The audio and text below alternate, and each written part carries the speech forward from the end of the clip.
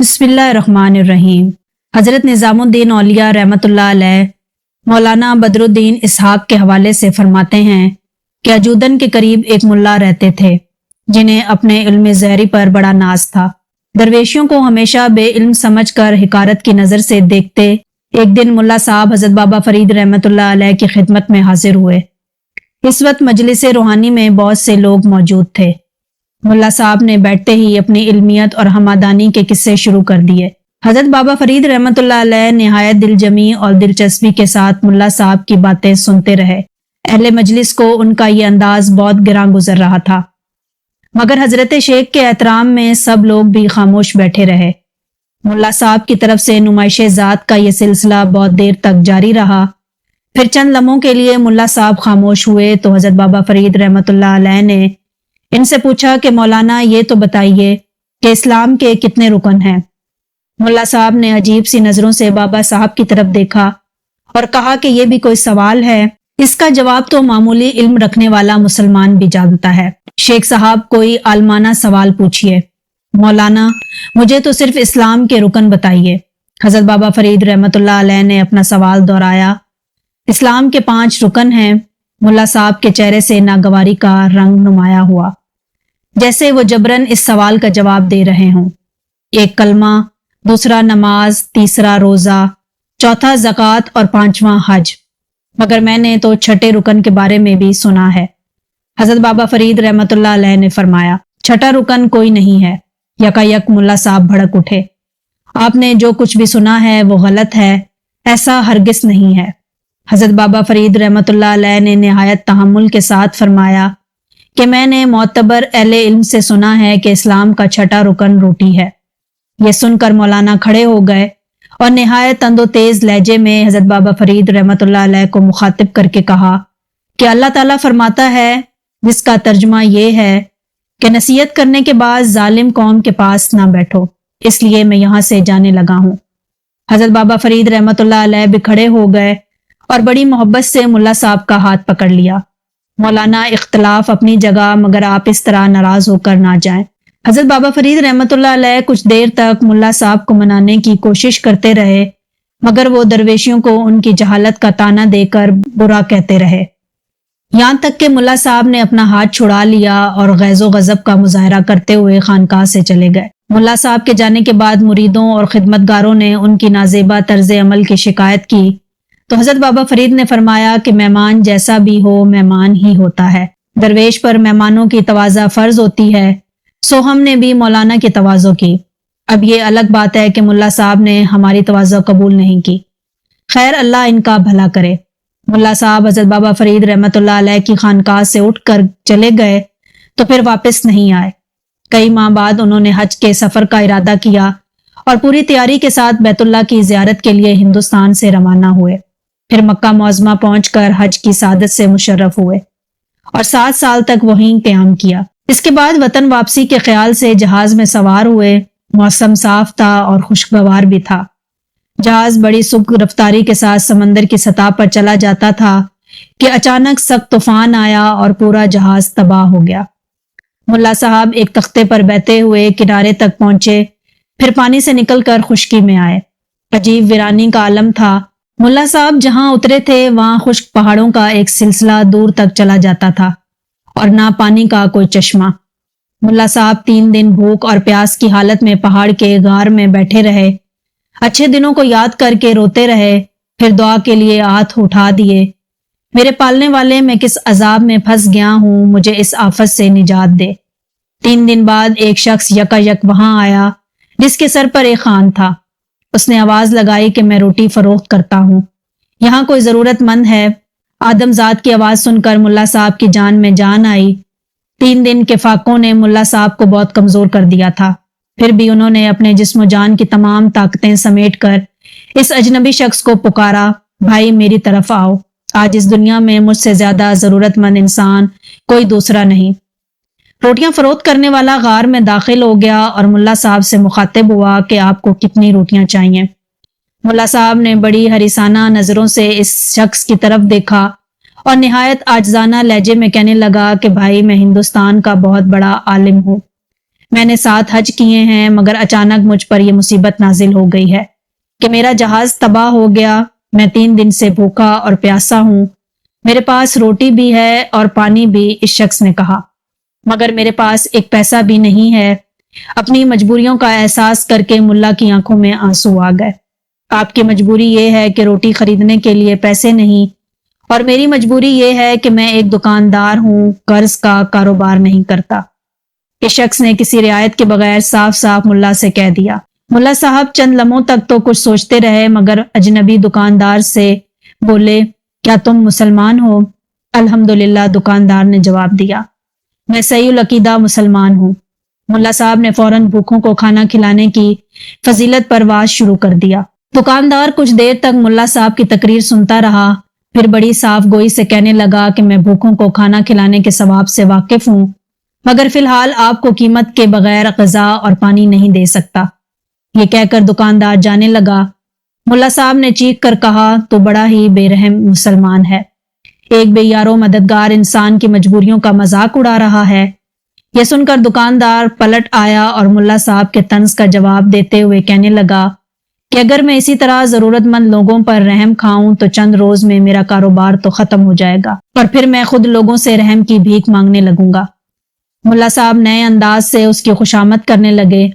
آخر دکاندار نے کہا کہ چلیے میں آپ پر رحم کھاتا ہوں، آپ مجھے اپنے 7 حج کا ثواب بخش دیں، میں اس کے بدلے میں آپ کو پانی اور روٹی دے دوں گا۔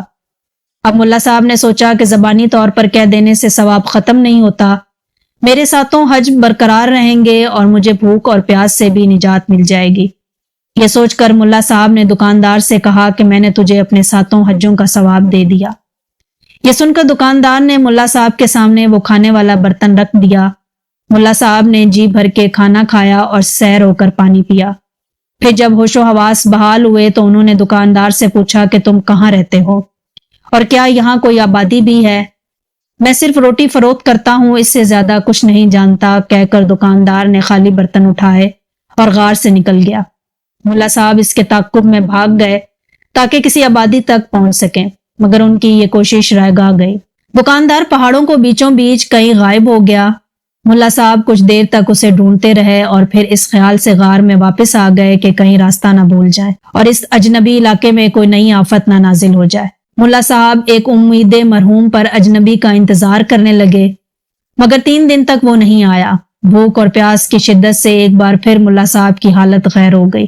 آخر چوتھے روز وہی دکاندار سر پر وہی کھانے کا برتن رکھے نمودار ہوا۔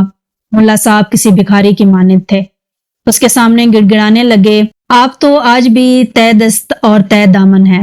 دکاندار نے ملا صاحب سے کہا، اب آپ کے پاس فروخت کرنے کے لیے کیا باقی رہ گیا ہے؟ میرے روزے باقی ہیں، ملا صاحب نے رقت آمیز لہجے میں کہا۔ دکاندار نے انہیں کھانا کھلا دیا اور ملا صاحب کے تمام روزوں کا ثواب لے کر چلا گیا۔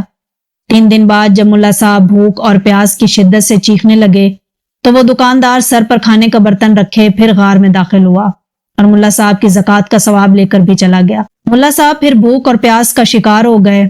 چوتھے دن وہی شخص اس انداز سے آیا اور تمام عمر کی نمازوں کا ثواب لے کر اس کے بدلے میں روٹی اور پانی دے کر چلا گیا۔ 3 دن کے وقفے کے بعد 5ویں بار وہ شخص گھر میں داخل ہوا تو ملا صاحب اسے دیکھتے ہی چیخ چیخ کر رونے لگے، میں اپنی نماز، روزہ، زکوٰۃ اور حج تیرے ہاتھوں فروخت کر چکا، اب تجھے دینے کے لیے میرے پاس کچھ بھی نہیں ہے، اب تک آپ نے سارے وعدے زبانی کیے تھے۔ یہ کہہ کر اجنبی شخص نے کھانے کا برتن زمین پر رکھ دیا، میں کاغذ، قلم، دوات لے آیا ہوں، آپ نے جو کچھ بھی مجھے بیچا ہے اس کی تحریری سند مجھے دے دیجیے۔ ملا صاحب نے یہ عبارت کاغذ پر درج کر دی، میں نے ایک وقت کی روٹی اور پانی کے بدلے میں اس شخص کے ہاتھوں اپنے 7 حجوں کا ثواب فروخت کیا، پھر زندگی بھر کے روزوں کا ثواب فروخت کیا، پھر ساری عمر کی زکوٰۃ کا ثواب فروخت کیا اور آخر میں تمام نمازوں کا ثواب بھی فروخت کر دیا، اور آج میں ایک وقت کی روٹی اور پانی کے بدلے میں یہ تحریر لکھ کر دے رہا ہوں۔ آخر میں ملا صاحب نے اپنا نام اور مکمل پتہ بھی درج کر دیا۔ جب دستاویز مکمل ہو گئیں تو اجنبی شخص نے کھانے کا برتن ملا صاحب کے سامنے رکھ دیا۔ ملا صاحب کھانے کے دوران یہ سوچ کر مضطرب ہو رہے تھے کہ آج کے بعد اجنبی شخص یہاں نہیں آئے گا، پھر چوتھے دن ملنے والی روٹی اور پانی کا آسرا بھی ختم ہو جائے گا۔ یہ خیال ملا صاحب کے لیے نہایت تکلیف دہ تھا۔ ان کے ذہن میں مختلف خیال ابھر رہے تھے اور وہ اس عذاب سے نجات حاصل کرنے کے لیے کوئی تدبیر بھی سوچ رہے تھے۔ آخر کھانا ختم ہوا تو ملا صاحب نے ہاتھ جوڑ کر اس اجنبی شخص سے کہا کہ خدا کے واسطے مجھے یہ بتا دو کہ تم کون ہو اور کہاں رہتے ہو، تاکہ میں تمہارے ساتھ چلوں اور 2 وقت کی روٹی کے لیے محنت مزدوری کروں۔ اب میرے پاس فروخت کرنے کے لیے کچھ بھی باقی نہیں بچا۔ دکاندار نے ملا صاحب کا تحریر کردہ کاغذ جیب میں رکھا اور اپنے برتن اٹھا کر جانے لگا۔ ملا صاحب تازہ دم تھے، اس لیے انہوں نے سوچا کہ وہ بھاگ کر اجنبی کو پکڑ لیں گے۔ چنانچہ جب دکاندار برتن اٹھا کر بھاگنے لگا تو ملا بھی اس کے پیچھے دوڑ پڑے۔ کچھ دور جا کر ایک جگہ اجنبی نے ٹھوکر کھائی اور زمین پر گر گیا۔ ملا صاحب پیچھے تھے، انہوں نے اس مہلت کو غنیمت جانا اور زیادہ تیز دوڑنے کی کوشش کی، مگر اتفاق سے انہوں نے بھی ٹھوکر کھائی اور وہ بھی گر پڑے۔ اجنبی شخص نے برتن سمیٹے اور اس سے پہلے کہ ملا صاحب سنبھلنے کی کوشش کرتے، وہ بھاگ کر نظروں سے اوجھل ہو گیا۔ ملا صاحب اپنی اس ناکامی پر افسوس کرنے لگے۔ پھر جب انہوں نے ادھر ادھر نظر دوڑائی تو سامنے سمندر تھا۔ مجبوراً کنارے پر بیٹھ کر کسی کشتی یا جہاز کا انتظار کرنے لگے۔ ابھی کچھ ہی دیر گزری تھی کہ ایک جہاز انہیں نظر آیا۔ ملا صاحب نے اپنا امامہ اتار کر دیوانہ وار ہوا میں لہرایا اور چیخ چیخ کر مدد کے لیے پکارنے لگے۔ اتفاق سے جہاز کے کسی مسافر کی نظر ملا صاحب پر پڑی اور پھر اس کے ملحہ نے اس کی سفینی کا رخ ساحل کی طرف موڑ دیا۔ خوش قسمتی سے یہ جہاز ہندوستان کی طرف جا رہا تھا اور اس میں ہندوستانی حاجی سوار تھے۔ جہاز کے مسافروں نے ملا صاحب کی خوب خاطر مدارت کی، یہاں تک کہ ملا صاحب بخیر و عافیت گھر پہنچ گئے اور بیوی بچوں سے مل کر بہت خوش ہوئے۔ پھر ایک دن ملا صاحب اپنی ریاضت اور عبادت کا احوال سنانے کے لیے حضرت بابا فرید رحمۃ اللہ علیہ کی خدمت میں حاضر ہوئے۔ اس وقت حضرت شیخ رحمۃ اللہ علیہ کی خانقاہ میں بڑے بڑے علماء اور مشائخ بھی موجود تھے۔ ملا صاحب کو دیکھتے ہی حضرت بابا فرید رحمۃ اللہ علیہ ان کی تعظیم کے لیے کھڑے ہو گئے اور مزاج پرسی کرتے ہوئے فرمایا کہ آئیے ملا صاحب، بہت دنوں بعد آپ تشریف لائے، ہم تو ہمیشہ آپ کو یاد کیا کرتے تھے، آخر کیا وجہ تھی کہ اتنے عرصے تک آپ کا دیدار نہیں ہو سکا؟ ملا صاحب نے حضرت بابا فرید رحمۃ اللہ علیہ کی بات کا کوئی جواب نہیں دیا، بڑی بے دلی اور ناگواری کے ساتھ مصافحہ کیا اور حضرت بابا فرید رحمۃ اللہ علیہ کے قریب ہی بیٹھ گئے۔ ان کے بیٹھنے کا انداز بڑا ہی متکبرانہ تھا۔ حاضرین مجلس کو ملا صاحب کی یہ ادا سخت ناگوار گزری۔ دیکھنے والوں کو محسوس ہوا کہ جیسے ملا صاحب حضرت بابا فرید رحمۃ اللہ علیہ کے ہمسر ہیں یا ان سے بھی زیادہ مرتبہ رکھتے ہیں۔ پیر، علماء اور مشائخ نے چاہا کہ وہ ملا صاحب کو ٹوکیں اور ان سے کہیں کہ مسند سے اٹھ کر حضرت شیخ رحمۃ اللہ علیہ کے سامنے دست بستہ بیٹھیں، مگر حضرت بابا صاحب کے رعب و جلال کے باعث کسی کو اظہار کی جرت نہ ہو سکی۔ ہاں ملا صاحب، آپ نے بتایا نہیں کہ اتنے دنوں تک کہاں رہے، ہم تو آپ کے دیدار کو ہی ترس گئے تھے۔ حضرت بابا فرید رحمۃ اللہ علیہ نے نہایت مشفقانہ لہجے میں فرمایا، میں یہاں ہوتا تو آتا۔ ملا صاحب نے انتہائی سخت لہجے میں جواب دیا، آخر پتہ تو چلے کہ آپ کہاں تشریف لے گئے تھے۔ حضرت بابا فرید رحمۃ اللہ علیہ کے ہونٹوں پر وہی جاں فضاں تبسم نمایاں تھا۔ میں ہندوستان میں موجود نہیں تھا۔ ملا صاحب کے چہرے سے ناقوت غرور کا رنگ جھلک رہا تھا۔ حج کرنے گیا تھا، 7 سال تک مکہ معظمہ میں مقیم رہا، 7 بار مدینہ منورہ کی زیارت کی اور 7 حج ادا کیے۔ حرمین شریفین میں نمازوں اور روزوں کا جو زیادہ ثواب ملتا ہے وہ میں نے حاصل کیا ہے۔ 7 سال بعد وطن واپس لوٹا ہوں۔ واپسی میں جہاز کی تباہی کا صدمہ بھی اٹھایا، مگر حق تعالیٰ کے کرم سے راستے کی مصیبتیں ختم ہوئیں اور میں باخیر و عافیت گھر پہنچ گیا۔ اہل و عیال کو خوش و خرم اور سلامت پا کر اللہ کا شکر ادا کیا۔ ملا صاحب کی روداد سن کر حضرت بابا فرید رحمۃ اللہ علیہ نے فرمایا کہ ملا صاحب، واقعی آپ تو بہت خوش نصیب ہیں۔ 7 حج کیے، 7 بار مدینہ منورہ کی زیارت کی، 7 سال تک حرمین شریفین میں نمازیں پڑھیں، 7 رمضانوں کے روزے رکھے۔ سبحان اللہ، آپ نے بڑی سعادتیں حاصل کی۔ اب تو آپ ہم سے ناراض نہیں ہیں، میں آپ سے خفا ہی کب تھا۔ ملا صاحب نے اسی خشکی اور بے رخی کا مظاہرہ کیا۔ 7 سال پہلے آپ یہاں سے ناراض ہو کر گئے تھے، حضرت بابا فرید رحمۃ اللہ علیہ نے فرمایا۔ میں اس خفگی کا ذکر کر رہا ہوں۔ ملا صاحب نے حضرت بابا فرید رحمۃ اللہ علیہ کا عاجزانہ طرز عمل دیکھا تو کچھ اور ہی مغرور ہو گیا۔ بڑی بے نیازی کے ساتھ کہنے لگا کہ مجھے تو کچھ یاد نہیں، آپ یاد دلا دیں گے تو شاید یاد آ جائے گا۔ حضرت بابا فرید رحمۃ اللہ علیہ نے فرمایا کہ میں نے آپ سے سوال کیا تھا کہ اسلام کے کتنے رکن ہوتے ہیں؟ جواب میں آپ نے صرف 5 معروف ارکان کا ذکر کیا تھا، مگر میرا اصرار تھا کہ 6واں رکن روٹی ہے۔ آپ اسی بات پر خفا ہو کر چلے گئے تھے، اور جاتے وقت آپ نے قرآن کریم کی یہ آیت مقدسہ بھی پڑھی تھی جس کا ترجمہ ہے کہ نصیحت کرنے کے بعد ظالموں کے پاس نہ بیٹھو، تو گویا آپ نے تو ہمیں ظالم قرار دے دیا تھا۔ اس بات کا ہمیں بڑا صدمہ تھا، پھر بھی ہم آپ کو روزانہ یاد کیا کرتے تھے۔ یہ سن کر ملا صاحب زور سے ہنسے اور اس کی ہنسی کا انداز بھی مذاق اڑانے والا تھا۔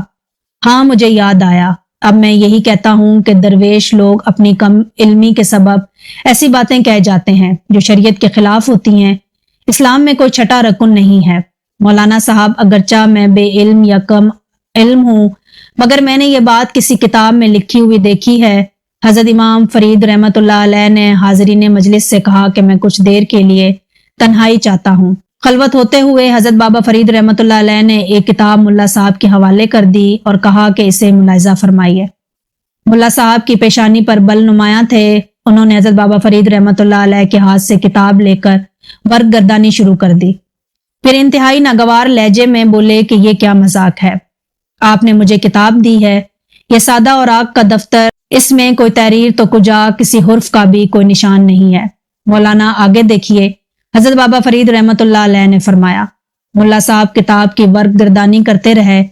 ہر ورق سادہ تھا۔ اس سے پہلے کہ ملا صاحب پھر کسی مذاق کا ذکر کرتے، یکا یک ان کی نظر ایک عبارت پر پڑی۔ یہ وہی تحریر تھی جس میں ملا صاحب نے اپنی زندگی بھر کی عبادتوں کا ثواب ایک نان فروش کے ہاتھوں فروخت کر ڈالا تھا۔ ملا صاحب چند لمحوں تک حیرت و سکوت کے عالم میں بیٹھے رہے، پھر ایک زوردار چیخ ماری اور حضرت بابا فرید رحمت اللہ علیہ کے قدموں میں گر پڑے۔ شیخ، میں نے آپ پر بڑا ہی ظلم کیا ہے۔ ملا صاحب رو رو کر اپنی زیادتیوں کا اعتراف کر رہے تھے۔ اٹھے ملا صاحب، مجھے آپ سے کوئی شکایت نہیں ہے، حضرت بابا فرید رحمت اللہ علیہ نے محبت بھرے لہجے میں فرمایا۔ ایک معمولی سا اختلاف تھا، سو وہ بھی آج ختم ہو گیا۔ ملا صاحب اپنے غرور، تکبر، جھوٹی شان اور جاہرانہ روش سے توبہ ہوئے اور حضرت بابا فرید رحمت اللہ علیہ کی غلامی کا طوق اپنی گردن میں ڈال لیا۔ مرید ہونے کے بعد کسی نے انہیں بولتے نہیں دیکھا، جب تک زندہ رہے ہر وقت روتے ہی رہتے تھے۔ تو محترم دوستو، حضرت بابا فرید رحمت اللہ علیہ کے سمجھانے کا ایک بڑا خوبصورت انداز تھا اور آپ کی یہ شاندار کرامت تھی۔ اللہ سے دعا ہے کہ میرا یہ بیان کرنا آپ لوگوں کا سننا اپنی بارگاہ اقدس میں قبول فرمائے۔ اپنا خیال رکھیے گا اور دعاؤں میں یاد رکھیے گا۔ اللہ حافظ۔